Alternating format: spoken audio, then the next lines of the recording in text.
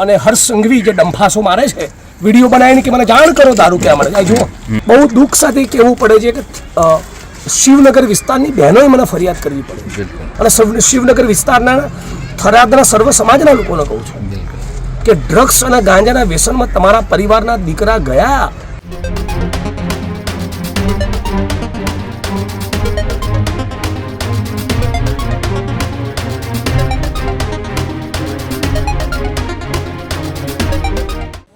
એક તરફ ઉત્તર ગુજરાતમાં કોંગ્રેસની જન આક્રોશ યાત્રા એ ચાલી રહી છે. તે દરમિયાન જિગ્નેશ મેવાણી આક્રમક અંદાજ સાથે મેદાને જોવા મળી રહ્યા છે. ક્યાંક પોલીસની સામે એ સવાલો કરતા દેખાઈ રહ્યા છે તો બીજી તરફ જિગ્નેશ મેવાણી રેડ કરતા દેખાઈ રહ્યા છે. જી હા, જન આક્રોશ રેલી દરમિયાન જિગ્નેશ મેવાણીએ રેડ કરી છે. થરાદ નજીકથી પસાર થતા હતા તે દરમિયાન જિગ્નેશ મેવાણીએ રેડ કરી છે. સ્કૂલ નજીક ચાલતા નશાના કારોબારનો પર્દાફાશ જિગ્નેશ મેવાણીએ કર્યો છે. સરકારી સ્કૂલની દિવાલને અડીને ચાલતો નશાનો કારોબાર જે હતો તેનો પર્દાફાશ કર્યો છે. સ્કૂલ નજીક ડ્રગ્સ વેચાતો હોવાનો મેવાણી છે તેમણે ગંભીર આરોપ લગાવ્યો. બંધ ઓરડીમાં એ ડ્રગ્સનો કારોબાર ચાલી રહ્યો હોવાનો આરોપ જિગ્નેશ મેવાણીએ લગાવ્યો છે. તો બીજી તરફ શિવનગરની જે બહેનો છે તેમણે વારંવાર ફરિયાદ કરી હોવાની વાત જિગ્નેશ મેવાણીએ કરી. અહીંના પોલીસ કર્મચારીઓ એ ક્યાં ખોવાઈ ગયા? આ રેડ એમને કરવાની હોય છે પરંતુ અમે કરીએ છીએ, આવો સવાલ જિગ્નેશ મેવાણીએ કર્યો. નશાના રવાડે પરિવારમાંથી જો કોઈ ચડ્યું છે તો સમજો એ ગયો તેવી વાત જિગ્નેશ મેવાણીએ કરી. પોલીસ નહીં પરંતુ હવે લોકોએ જાગૃત થવાની વાત છે તેવી વાત તે કાર્યકર્તાઓને લોકો વચ્ચેથી જિગ્નેશ મેવાણીએ આક્રમક અંદાજ સાથે કરી છે. જે કહી શકાય કે જે નાની ઓરડી છે આ ઓરડીની અંદર કેટલા બધા પ્લાસ્ટિકના બેગ મળી આવ્યા છે. નશાની નાની નાની જે ચીજ વસ્તુઓ વપરાતી હોય છે તે મળી આવી છે અને એની પાછળ એક્ઝેક્ટ એક ગેટ છે અને ગેટમાં સ્કૂલ છે. સ્કૂલની એક્ઝેક્ટ બાજુમાં ગેટની બાજુમાં ઓરડીની અંદર નશાનો કાળો કારોબાર ચાલી રહ્યો છે. આ કાળો કારોબાર પોલીસને ખબર નહીં હોય? આ પ્રકારનો ગંભીર સવાલ જિગ્નેશ મેવાણી કોંગ્રેસના ધારાસભ્ય અને દિગ્ગજ નેતા તેમણે પોલીસ સામે કર્યો છે. ગઈકાલે પણ એક વિડીયો આવ્યો હતો જેની અંદર પોલીસ પર ગંભીર આરોપો સાથે પોલીસ સામે સવાલ કરતા જિગ્નેશ મેવાણી દેખાયા, આક્રમક અંદાજ સાથે દેખાયા. કેટલીક મહિલાઓ હતી, પુરુષો હતા અને કાર્યકર્તાઓ હતા. તેમની સાથે સીધા જ પોલીસ સ્ટેશને ગયા અને હોબાળો કર્યો. અને આજે સવારે એ જન આક્રોશ યાત્રામાંથી પસાર થઈ રહ્યા હતા. થરાદ નજીકથી પસાર થયા તે દરમિયાન સ્કૂલની ત્યાં રેડ કરી. રેડ દરમિયાન ત્યાંથી શું મળી આવ્યું અને જિગ્નેશ મેવાણીએ સરકાર અને પોલીસ પર કેવા ગંભીર આરોપો લગાવ્યા એમને સાંભળીએ.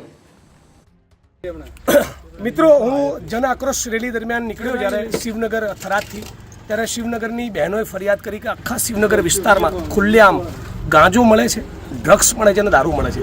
ત્યારબાદ કેટલાક મિત્રો મને આ જગ્યાએ લઈને આવ્યા. આ બાજુમાં સ્કૂલ છે. કેમેરામેનને વિનંતી કરું કે તમે જરા સ્કૂલ બતાવો. આ સ્કૂલ છે અને સ્કૂલની બાજુમાં આ મકાનમાં અહીંયા આ બાજુ લાવો કેમેરો. આ તમે અંદર લઈ જાઓ. આ જો મકાનની અંદર સ્માઇક્સ જે ડ્રગ્સ લેવાની પદ્ધતિ છે, આ માચીસની પેઢીઓ અને પેલું જે ચમકે છે એ સિલ્વર પેપર એ સિલ્વર પેપર ને માચીસ પૈસા વાળીને પીવે, આ પૈસાની નોટ પડી છે. હા, એ બધાનો ઉપયોગ અહીંયા સ્માઇક્સ પીવા માટે થાય છે દરરોજ સાંજે. બરાબર, દરરોજ સાંજે સ્કૂલની બાજુમાં અને સ્કૂલની અંદર બી. બરાબર, સ્કૂલની અંદર પણ આ ગાંધી અને સરદારનું ગુજરાત છે. અને હર્ષ સંઘવી જે ડંફાસો મારે છે વિડીયો બનાવીને કે મને જાણ કરો દારૂ ક્યાં મળે છે. જુઓ બિલકુલ બિલકુલ. આ જો અહીંયા સ્માઇક્સ ખુલ્લેઆમ અને બાજુમાં સ્કૂલ છે. સ્કૂલની બાજુમાં તમે સાઈડમાં જાઓ ભાઈ. સ્કૂલની બાજુમાં બતાવો સ્કૂલ. આ સ્કૂલની બાજુમાં અહીંયા આ ઓરડીની અંદર અહીંયા આ ડ્રગ્સ મળી રહ્યું છે. અહીંયા ડ્રગ્સ લોકો પીવે છે. આ બાથરૂમ છે સ્કૂલનું, એની અંદર બેસીને લે છે. આ બાથરૂમ અહીંયા તમે ત્યાં જાઓ. ત્યાંથી અહીંયા હું કટ કરું છું. હવે બોલજો. હવે અંદર જતા રહો કૂદીને. ચલો સ્કૂલની અંદર છે. હા, સ્કૂલની બાથરૂમમાં છે. ના, તો આપણે જાણ કરીએ છીએ. જો બે આપણા મિત્રો જે અહીંયા પણ બોટલ પડેલી છે અને બાજુમાં સ્કૂલ છે. હજુ બાળકો બતાવો. અને બાજુમાં અહીંયા ડ્રગ્સ વેચાય છે. આના દરવાજા તોડીને ભારતીય જનતા પાર્ટીની સરકાર કહે છે બનાસકાંઠા જિલ્લાને 2 મંત્રી આપો અને થરાદની અંદર અહીંયા ડ્રગ્સ વેચાય છે. બિલકુલ. બહુ દુઃખ સાથે કહેવું પડે છે કે શિવનગર વિસ્તારની બહેનોએ મને ફરિયાદ કરવી પડે. બિલકુલ તો અહીં તો અહીંના જે પોલીસ કર્મીઓ છે એની જવાબદારી બને છે ને. બિલકુલ અને શિવનગર વિસ્તારના થરાદના સર્વ સમાજના લોકોને કહું છું બિલકુલ કે ડ્રગ્સ અને ગાંજાના વ્યસનમાં તમારા પરિવારના દીકરા ગયા એટલે તમે એમને ભૂલી જજો, એમનું કોઈ ભવિષ્ય નહીં રહે.